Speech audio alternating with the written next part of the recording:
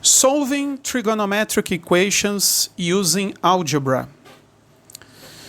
Using a calculator, we get approximate decimal or numerical solutions to trigonometric equations. Então, o que ele está dizendo aqui?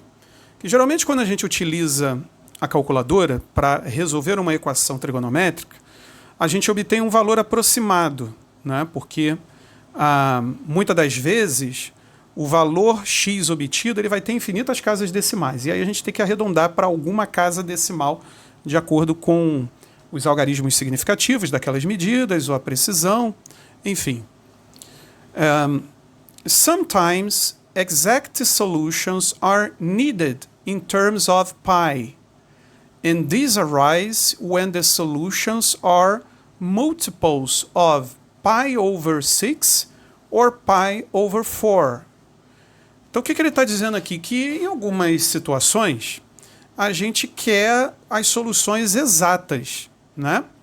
E aí, se a gente quer a solução exata, é mais conveniente a gente trabalhar com o número π, tá? A gente vai obter soluções em termos de π, principalmente quando essas soluções são múltiplos de π sobre 6 e π sobre 4, ok?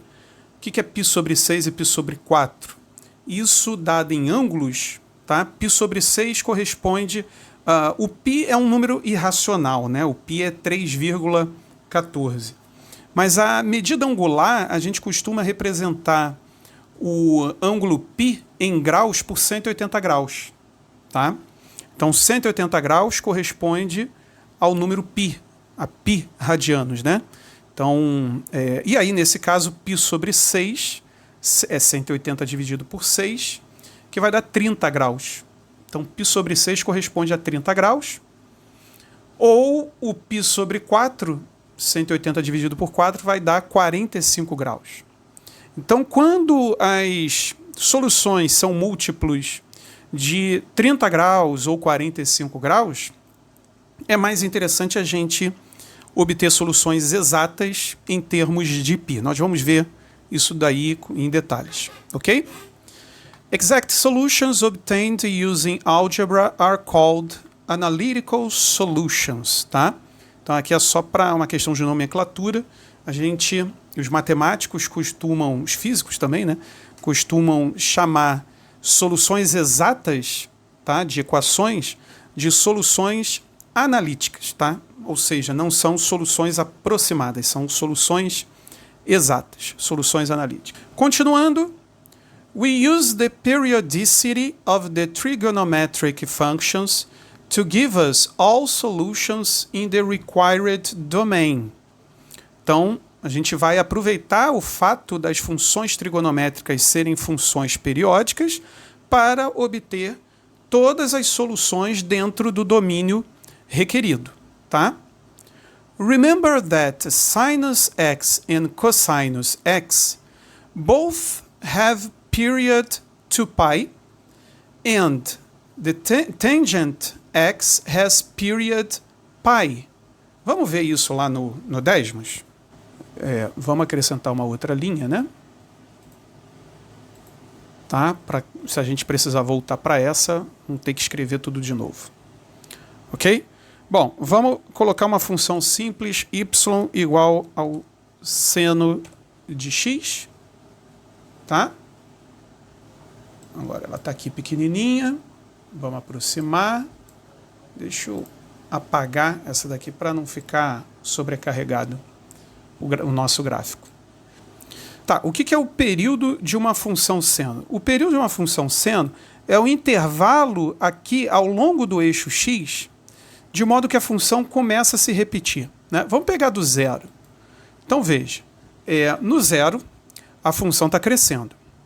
Quando é que a função vai cruzar o eixo x novamente? Vai cruzar o eixo x novamente aqui, tá? Repare que o valor de x correspondente nesse cruzamento para baixo é igual a π, né? Que é 3,14. Tanto é, ó, que se eu der um zoom aqui cada vez maior, eu consigo melhorar a precisão.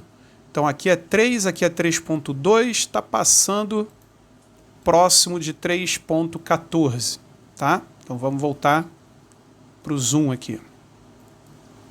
Então deixa eu marcar esse ponto. Esse ponto está cruzando novamente o eixo x, então a altura aqui da função é 0, né? Quando cruza para cima, e é 0 quando cruza para baixo. Só que a função não está se repetindo. Por quê? Porque aqui ela estava subindo, aqui nesse cruzamento ela está descendo. Quando é que ela volta a se repetir? Ela volta a se repetir nesse cruzamento para cima novamente. Que, olha lá, o y dela é novamente 0, tá? E o x agora vale 2π. Então, para saber o período de uma função seno, eu tenho que ver a variação ao longo do eixo x. Ela variou de 0, inicialmente aqui, né, até 2π. Então, significa que o período da função seno é um período de 2π, que após 2π, ela começa a se repetir. Ela vai subir novamente, né? Eu também poderia obter pegando os pontos aqui no topo, né? Na crista do gráfico. Repare que o x aqui vale π sobre 2, o x desse aqui vale 5π sobre 2. Quando eu faço a diferença entre eles, 5π sobre 2 menos π sobre 2, isso vai dar 4π sobre 2, né? Os denominadores são iguais, então só preciso subtrair os numeradores. Vai dar 4π sobre 2 e 4π sobre 2, simplificando o 4 com 2, vai dar 2π, tá? Essa aqui seria a forma mais simples, né? Que é fácil de você reconhecer, pegando os dois picos da função, quando a função está se repetindo. Ela está se repetindo, obviamente, nos dois picos, tá? Agora, se você fizer ao longo do x, você tem que tomar esse cuidado para ver se, ao cruzar o eixo x, o ponto inicial estava subindo, se agora ele está descendo, tá? Tem que ser dois pontos equivalentes, dois pontos de quando ele está cruzando e subindo, ok? Bom, o mesmo acontece com a função cosseno. Vamos colocar aqui a função cosseno, y igual a cosseno de x, vamos apagar. Aqui já dá para ver a diferença, né, entre a função seno, que é a verde, e a função cosseno. Elas estão deslocadas, né? Isso aí depois a gente vai falar em algum momento, não sei se ainda nesse vídeo ou no próximo vídeo a gente vai falar sobre isso. Vamos apagar a função seno e vamos determinar o período da função cosseno. A gente pode aproveitar que o pico está aqui no 0 e marcar dois picos consecutivos. Olha lá, a variação em x qual é? 2π menos 0 é de 2π. Então, tanto o período de uma função seno quanto o período de uma função cosseno é igual a 2π, tá? Então, está provado isso aqui no gráfico. Vamos ver agora uma função tangente. Y igual a tangente de x. Vamos apagar o cosseno. A função tangente é diferente, né? O gráfico da função tangente é diferente. E aqui é mais fácil para a gente determinar o período, né? Pegando justamente os pontos em que a função cruza o eixo x. Porque definitivamente, ó, esse ponto e esse ponto aqui são equivalentes. A função está cruzando o eixo x subindo, né?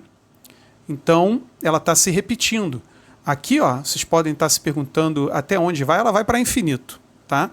Ela vai para infinito e depois ela continua de menos infinito subindo, tá? Então, essa é a sequência da função tangente. Ela vem de menos infinito, cruza o eixo x, vai para mais infinito, depois ela volta para menos infinito, cruza o eixo x e vai para mais infinito, e assim por diante, ok? Então, a função, eu posso pegar dois pontos equivalentes justamente no momento em que elas cruzam o eixo x, e repare que a diferença das coordenadas x correspondentes é igual a π. Então, significa que a função tangente ela se repete a cada π, né? Tem uma periodicidade igual a π.